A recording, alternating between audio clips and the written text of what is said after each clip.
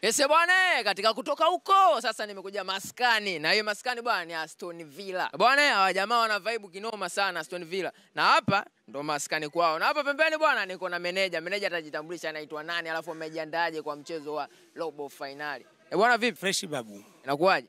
Namshukuru Mwenyezi Mungu niko sawa sawa na ni meneja habari mnasema au wewe umeweka meneja kama meneja? Wewe si meneja, ni meneja wa timu. Sasa ndo hapo ndo utajitambulisha meneja wa timu, meneja habari na mawasiliano, msemaji.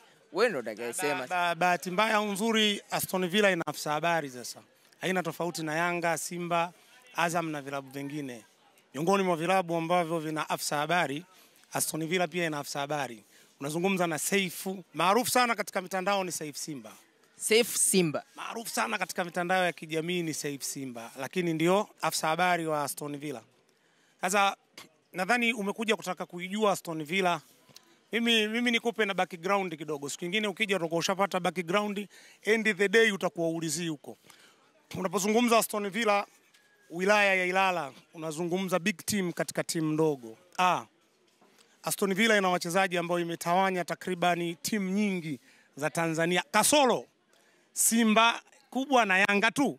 Lakini unaposema Mtibwa na timu nyingine, Aston Villa wana rekodi ya kupeleka wachezaji timu hizo. Isipokuwa Simba na Yanga tu, na kusudia zile kubwa. Nazo kuna watu walitoka huku wakenda kucheza humo. Isipokuwa hatuwezi kuhesabu kwa sababu walikuwa na maisha marefu sana hapa katikati. Kwa maana ukija kuchukua background ya Aston Villa, ukitafuta mtu mwenye umri wa miaka 20 na kuendelea, ukataja Aston Villa, yani anapata picha katika ubongo umetaja sehemu gani. Umeelewa brother? Kwa hiyo hili ni la kuanza nalo. Isipokuwa nadhani umekuja kujua hatima ya Kosovo ni ipi kutoka katika mikono ya Aston Villa, si ndio? Ndio kabisa, yani kwamba mmejiandaa vipi sasa kuhusiana na huu mchezo wa robo finali? Mtawafanyaje hawa watoto Kosovo? Maana nyinyi si mnaona watoto hawa? Kwanza mimi nikwambie hamna legend duniani yoyote yule huwa anamuwaza mtu dhaifu, hamna kabisa.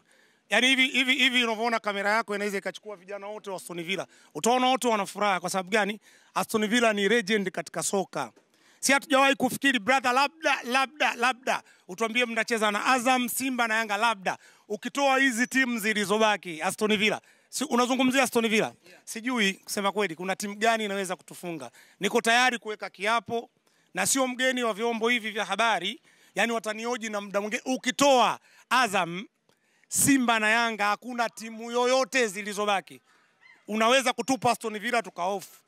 Kucheza na Kosovo ni kanuni. Kucheza na Kosovo? Kanuni. Kwamba ni kanuni tu imetuambia tucheze na Kosovo. Yani haikuwa katika wazo letu, ni kanuni tu. Kwa sababu inapita kama kanuni tutawajibika. Lakini kuwafunga ni faradhi kwa neno la Kiarabu. Sasa mimi sitaki sijui nikatafute maandalizi Juma kasema nini. Hiyo utatafuta wewe. Umekuja kunioji juu ya Aston Villa. Yaani sijibu sekta nyingine.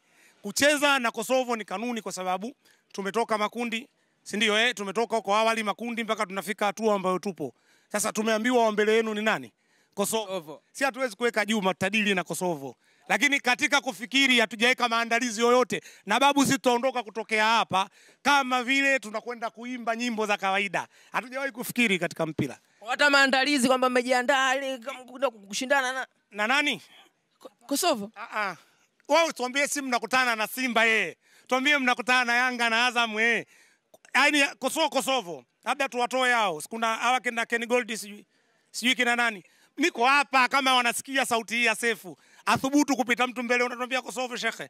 Si hatujawahi kufikiri kwa Kosovo, hatujawahi. Wao wajipange kufungwa ila watuulize tunawafungaje. Hilo bwana, safi. Bwana vipi? Fresh.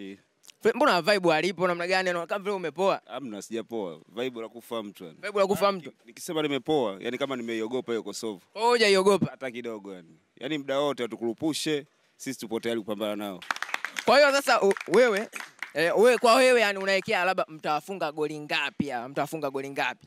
Yani zimepungua kabisa 3. 3 ndo ndogo. Hizo ndo ndogo hizo. Lakini nataka tuwapige hata 5 kuendelea. Mnaweza kweli Kosovo nje ndani? Kama nakwambia yani muda wote tukurupushe. Ushindi nje na ndani. Ushindi nje na ndani. Kapteni vipi? Safi kabisa. Unaitwa nani? Naitwa Omari. Omari? Omari Ayeu. Omari? Omari Ayeu. Ayeu. Almaarufu Omari Ayeu. Safi kabisa. Asa wewe kama kapteni wa timu, mmejiandaa vipi kuhusiana na huu mchezo kwenda kushindana na Kosovo? Maana watoto wanatamba sana.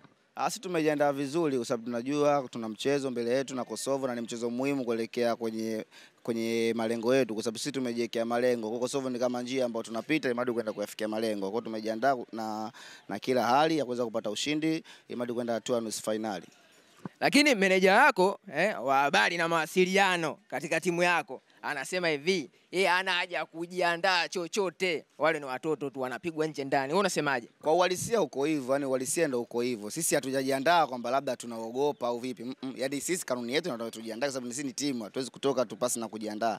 Lakini Kosovo sisi tuwafikirie, tunajua ni kanuni ambayo tunataka sisi tukacheze nao. Ila sisi mawazo yetu ni kufika finali. Yaani lengo sisi sasa hivi tunafikiria tunachezaje finali. Hatuwezi kufika finali pasi ya kukutana na nani? Na Kosovo. Sio, unaelewa? Kwa kanuni yetu inasema hivyo, lakini hatujajiandaa kwamba labda tunaogopa au vipi, hapana. Sisi tunajua ni njia ya kutupeleka kwenye finali. Bwana we, haya mambo yote haya wanaongea hapa, utata wote utaisha uwanjani. Tukutane uwanjani.